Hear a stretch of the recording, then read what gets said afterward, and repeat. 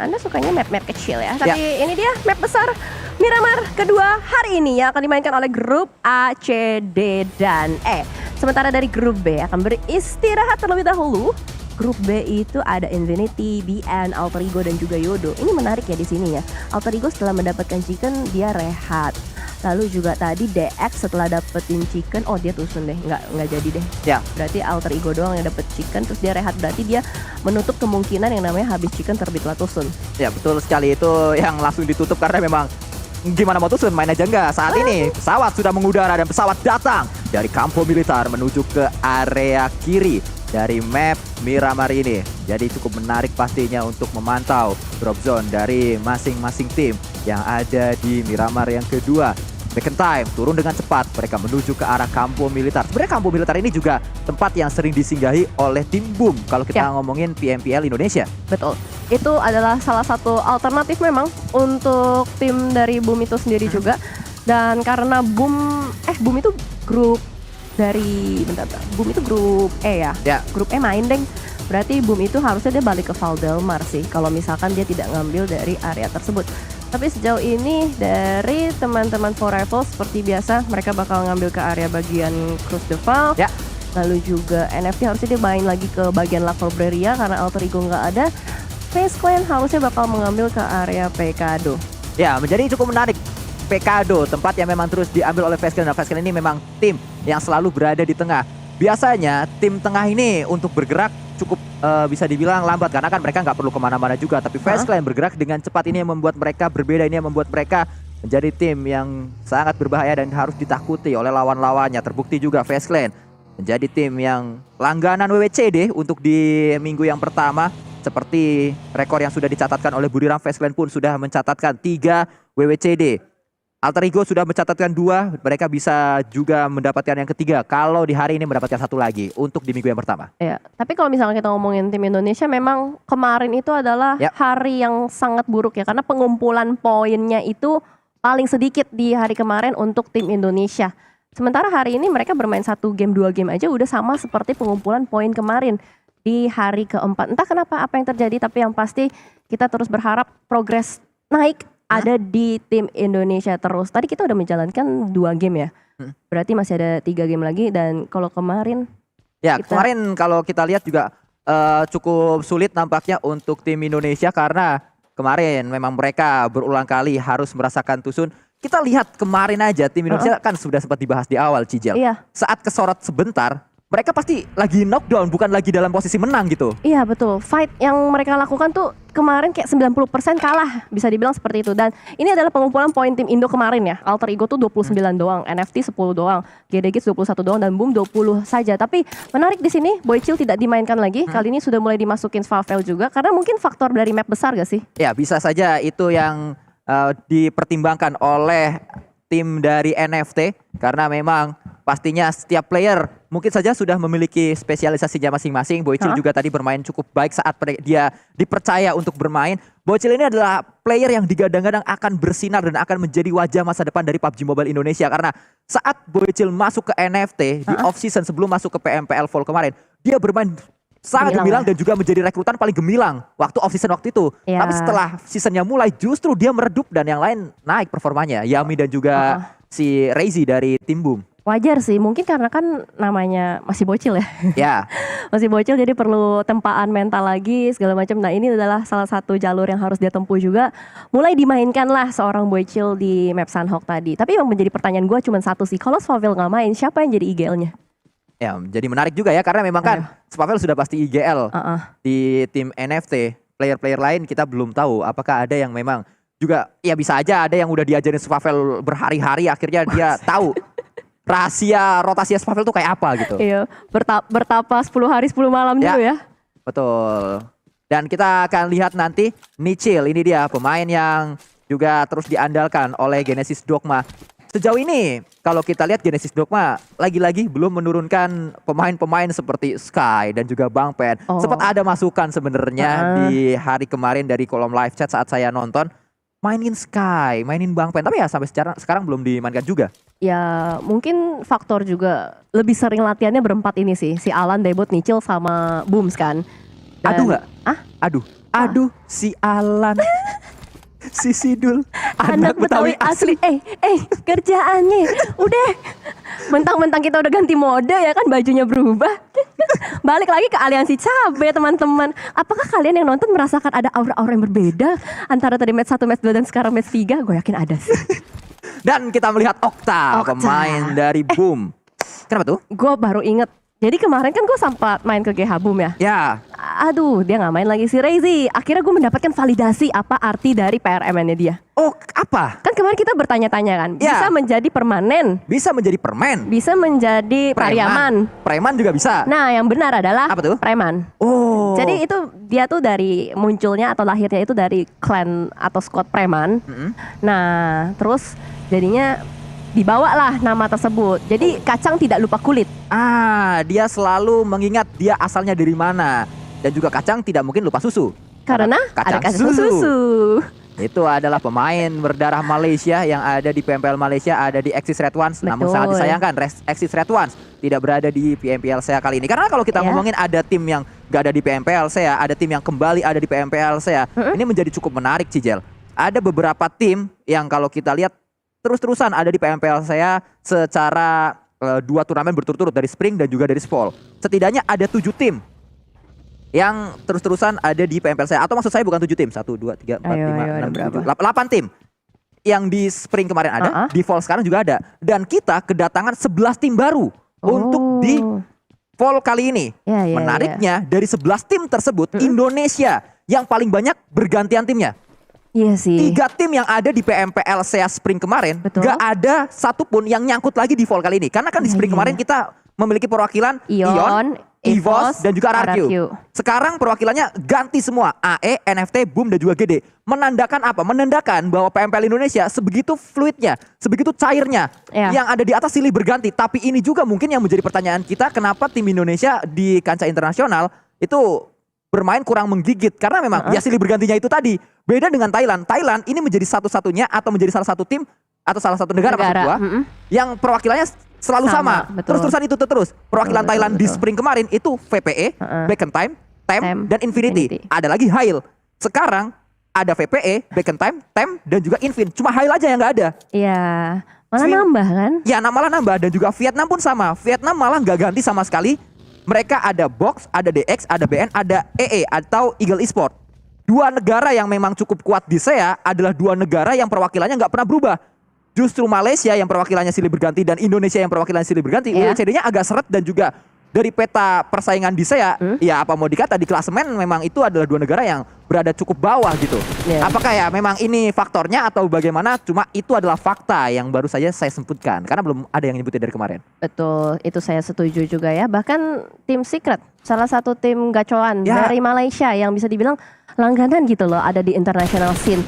Mereka juga tidak berhasil untuk masuk, tapi what happened here? NFT terjegal oleh The Xavier. Ini harusnya mereka ada di sekitaran dari area utara. Karena kan NFT itu ada dari La Cobreria ya. Dan juga The Xavier itu harusnya dimain di sekitaran dari El Pozo dan Creator Fields. Berarti rotasi cepat yang dijalankan oleh The Xavier kali ini berhasil untuk memotong pergerakan dari NFT.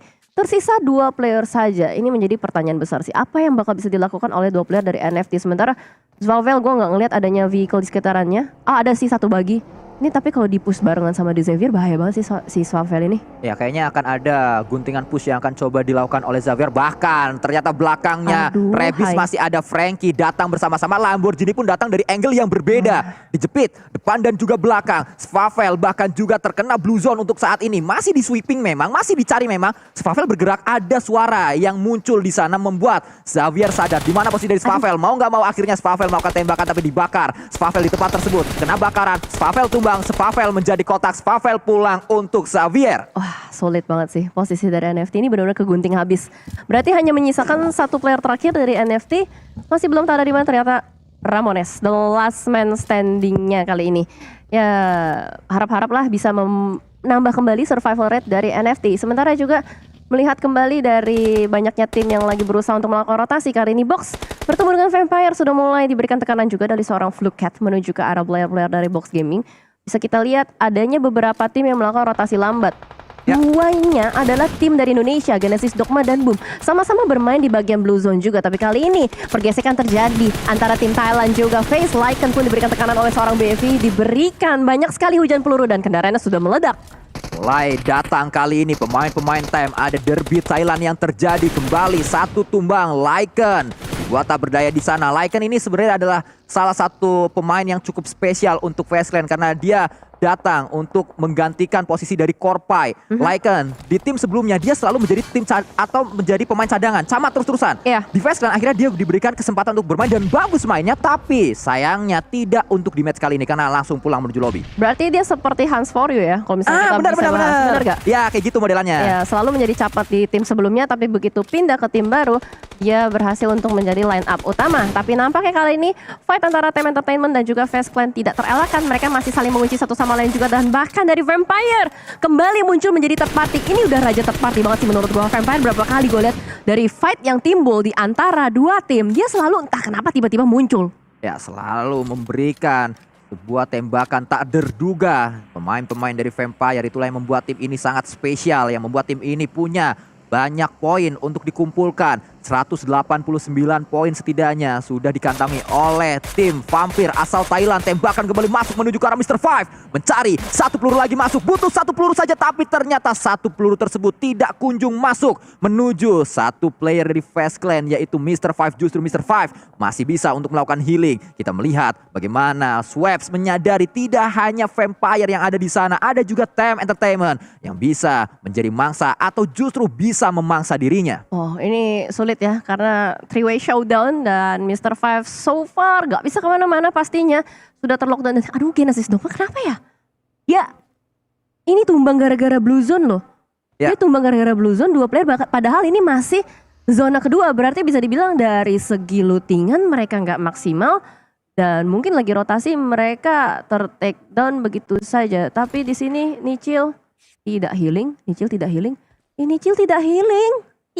Nichil, sangat disayangkan. Tumbang begitu saja, terkena Blue Zone. Ada Saat ini kita melihat ada yang pastinya melakukan sebuah pergerakan, yaitu dua pemain dari Genesis Dogma yang berada di area tersebut. Nichil masih bisa di revive dan sudah di revive sebenarnya. Cijel bisa untuk melakukan healing, mungkin karena ini baru Blue Zone yang kedua. Dan Genesis Dogma kita tahu modelannya juga mirip-mirip seperti NFT, mirip-mirip seperti Alter Ego. Dan juga ya memang tim Indonesia yang lolos ke PMPL SMA kan modelannya sama-sama semua. Mirip semua. Blue Zone adalah teman untuk mereka berempat. Memang Friendzone adalah teman. Ya. AE, NFT dan juga Boom. Memang menjadi menarik sekali kalau kita lihat saat ini dari pemain-pemain For Rivals. Mereka masih ada di bibir circle, belum ada pergerakan yang sedang dibangun oleh For Rivals. Dan kembali kita pastinya mengingatkan pada kalian kenapa kita menggunakan seragam SD ini, Cijel. Ini adalah sebuah bentuk kita merayakan Hari Kesaktian Pancasila yang jatuh di tanggal 1 Oktober kemarin. Betul. Dan juga kenapa kita harus merayakan Hari Kesaktian Pancasila? Yang pertama karena memang kita warga negara Indonesia. Dan juga yang kedua, semoga saja spirit kesaktian Pancasila tersebut bisa disalurkan menuju ke arah tim-tim yang sedang berlaga di PMPLCA. Dan spirit tersebut yang membuat mereka bermain bagus hari ini. Memperingati lah ya. Kita memperingati Hari Kesaktian Pancasila. Dan juga kenapa tadi kita menggunakan batik di awal pembukaan itu karena sebagai bentuk apresiasi kita terhadap Hari Batik Nasional juga.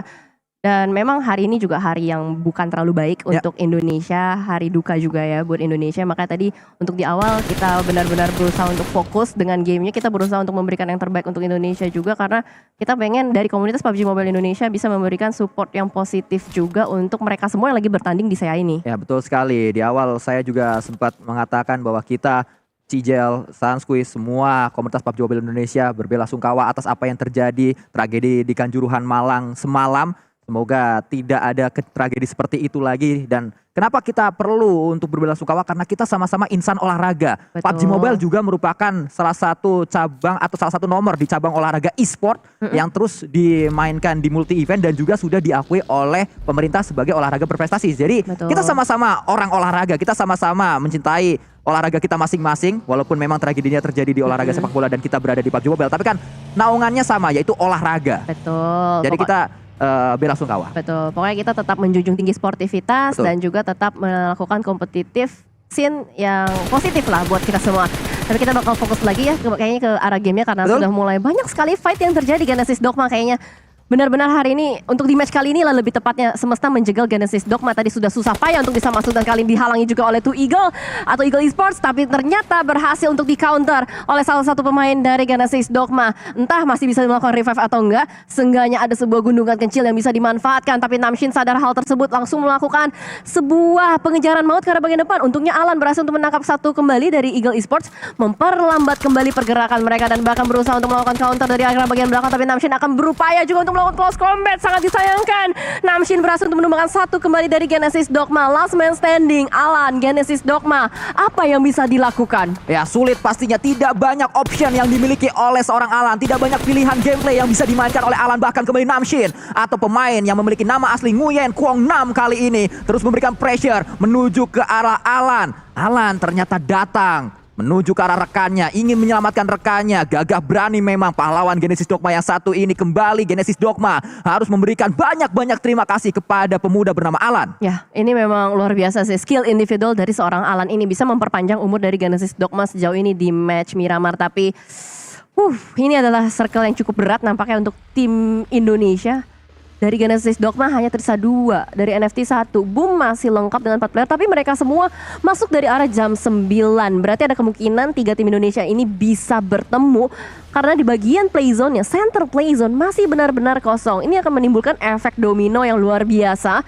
Akan banyak sekali fight yang terjadi di bagian luar playzone harusnya nih Sans. Ya bahkan kembali kita melihat saat ini Box sudah berada di area defensif mereka berupa gudang bata. Dari tempat yang berbeda pun kita menyaksikan bagaimana adanya derby Vietnam yang akan terjadi saat lagi. Walaupun kalau lagi-lagi dari segi jumlah Xavier unggul jauh, Eagle hanya menyisakan 2 di tempat tersebut. Backupnya yaitu Chua cukup jauh dan akhirnya Chua datang untuk melakukan backup. Tapi kalau dilihat dari gelagat ya, Chua datang bukan untuk melakukan backup, dia datang untuk melakukan flank menuju tempat belakang dari defensif Xavier. Menarik ya kalau kita lihat setup dari Eagle dan juga The Xavier ini. Dua-duanya saling menggunting satu sama lain di arah atau pintu masuk yang sama. Bahkan kedua tim ini masih belum masuk ke dalam zona juga, saling menjepit satu sama lain. Tapi ternyata oh no, Boom akan bertemu dengan Geek Fam Malaysia. Sudah ada satu lontaran Nest menuju ke arah bagian depan, juga berusaha untuk mendapatkan satu player dari Geek Fam. Tapi kali ini bakal ada penjepitan kiri dan belakang. Tapi ternyata Okta yang harus tumbang terlebih dahulu. Hexas berusaha untuk membayarkan knockdown dari seorang Okta. Berhasil untuk mendapatkan satu, bakal langsung di-end begitu saja. Tapi ternyata Snipes muncul dari arah yang berbeda, berhasil kembali untuk mendapatkan satu. Tapi Hexas muncul dan ternyata Yuhai dari bagian belakang tidak sempat untuk meratakan semuanya karena pada akhirnya Boboho muncul as a savior dan Boom masih berhasil untuk selamat. Dan Vampire ini kenapa ya selalu menjadi third party loh San? Ya 2 kali kita melihat Vampire melakukan hal ini. Vampire kembali menjadi third party, mereka menjadi pelakor, menjadi pihak ketiga di saat area pertahanan dari Boom berhasil mereka kuasai. Geek Fam dibuat tak berdaya dan kita mengingatkan pada kalian bahwa ada kucing kuning di sana, bisa kalian langsung screenshot untuk kalian posting di Instagram. Ya pokoknya aware aja dengan di kiri bawah itu kalau misalkan muncul logo kucing meow, itu adalah logo dari Realme. Boleh banget langsung di screenshot, di upload, diajak teman-temannya buat nonton, di tag @pubgmobile.esports.id dan juga dikasih hashtag #Bidewan supaya semakin ramai lagi pemirsa PUBG Mobile Indonesia yang menonton. Tapi Lamborghini memberikan sebuah action yang luar biasa dengan sebuah spray down red dot side-nya M4. Dia berhasil untuk menumbangkan 2 player secara bersamaan dan langsung dipulangkan saja Eagle Esports juga. Tapi ternyata kali ini ada juga pemain dari Sam9 yang ter-take down oleh seorang Epi. Ya kalau nggak salah 2 kali Lamborghini melakukan hal tersebut. Tadi menuju alter ego, sekarang menuju ke tim yang baru saja didapatkan. Screening gitu ya? Apa tracking? Tracking 2 kali, satu klip mendapatkan 2 player. Baik apa yang ditujukan oleh Lamborghini di hari ini. Lengket sekali empowernya di hari ini. Kita melihat juga dari tempat yang berbeda SLD ternyata mampu mendapatkan elimination demi elimination. Dan Boom juga dipulangkan. Nice try pastinya untuk Boom. Mereka sudah memberikan permainan yang baik. Mereka sudah melakukan defensif dengan luar biasa menuju ke arah Geek Fam. Tapi apa mau dikata, ada tim bernama Vampire, tim yang selalu menjadi pelakor. Ini Vampire sih raja terparty loh. Gila, udah berapa match, berapa momen gue lihat dia tuh tiba-tiba muncul di saat yang tepat. Dan itu efektif gitu loh untuk Vampire. Dan sejauh ini mereka tuh mengumpulkan banyak sekali poin dengan hanya mengandalkan menjadi third party. Dia pantau area sekitarannya dan dia bertindak seperti ninja, sama sekali tidak terdeteksi, membuat 2 tim yang lagi fight ya udah fokusnya satu sama lain aja. Sama sekali nggak ada yang fokus dengan Vampire dan tiba-tiba muncul langsung ngeratain siapapun yang udah knockdown. Jadi ibaratnya udah ada yang tumbang nih, belum sempat di revive sama sekali, udah selesai fightnya. Nah, Vampire-nya muncul. Ya, langsung dihajar di saat belum berhasil untuk reset, di saat belum berhasil untuk bangkit lagi, belum siap untuk fight lagi, langsung dihajar oleh pemain-pemain FaZe Clan, dan FaZe Clan yang mendapatkan keuntungan terbesar dari fight dua tim tersebut. Vampire. Kita melihat. Maksud saya Vampire, bukan FaZe Clan. Kita melihat untuk saat ini dari For Rivals, mereka sadar di seberang sana ada satu tim, di bawah mereka juga ada satu tim, sehingga smoke harus di pop up terlebih dahulu. SLD ada tembakan yang sedang dibangun, tapi dia juga ketembak, bahkan knockdown untuk saat ini satu pemain dari SLD. Oh, ini zonanya ke arah sekitaran dari El Azhar ya, dan juga HDP. Jadi ada open field yang bisa dimainkan, tapi ternyata Box Gaming juga akan bergesekan dengan SLD. Dua tim Vietnam kali ini yang memang punya drop zone sekitaran mirip di area Miramar. Mereka harus bertemu juga karena pintu masuknya sama dari arah sekitaran jam 9. Sementara dari Break lagi mengangkat ketiak untuk melemparkan molotov, langsung ditembak begitu saja, di cancel kembali molotovnya. Soaf pun tertakedown dan Sam9 join the fight dari arah bagian utara. Walaupun di sekitaran dari Sam9 itu ada tim lawannya, tapi Sam9 terus-menerus fokus mengganggu tim Vietnam. Ya, masih kita pantau apa yang bisa dilakukan oleh seorang Adips untuk saat ini, karena memang menjaga angle dari Epi, menjaga angle jalur masuk dari pemain-pemain For Rivals. Harus mendobrak Sam9 For Rivals kalau mereka ingin rotasi dengan nyaman. Tapi ada SLD juga yang saat ini akan menghadapi satu tim, yaitu Box Gaming. Tembakan dilakukan, kita berpindah kembali. SLD sedang melawan Box, tapi Sam9 juga menembak ke arah SLD. Iya, karena memang positioning dari Sam9 itu kan di bagian high ground. Dia punya angle shot menuju ke arah teman-teman dari Vietnam tersebut. Dan Tuong Zini, gila, itu semuanya dibabat habis sama teman-teman SLD. Box Gaming tidak berhasil untuk melakukan rotasi untuk bisa masuk ke dalam zona.